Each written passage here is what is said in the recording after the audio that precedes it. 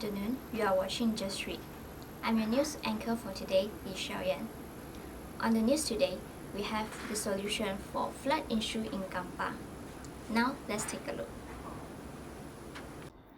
Flood in Kampar is a serious issue that has been troubling the people for decades.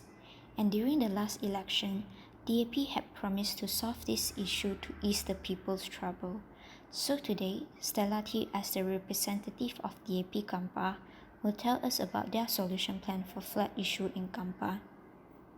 OK， 我们的那个解决方案就是首先我是想要就是向你们说一下我们的那个现在在走着的那个 project， 首先就是在华龙，就是会挖深华龙的那个克兰兹河的河床，然后就是让就是排水可以更流畅一些啦，然后再来就是Jalan Selatan，我们也是会扩建那个沟渠，然后在 Eastern Settlement 埃斯顿新村，我们也会增加排水口，同时也会扩建那个沟渠的。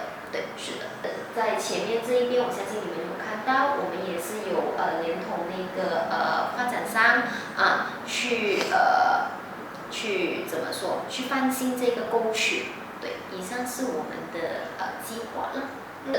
预计多久可以完成？我相信再给我们2-3年时间，我们可以去完成，就是去改善新街场、旧街场的那个水灾问题的。That's all the news for today. Thank you for watching.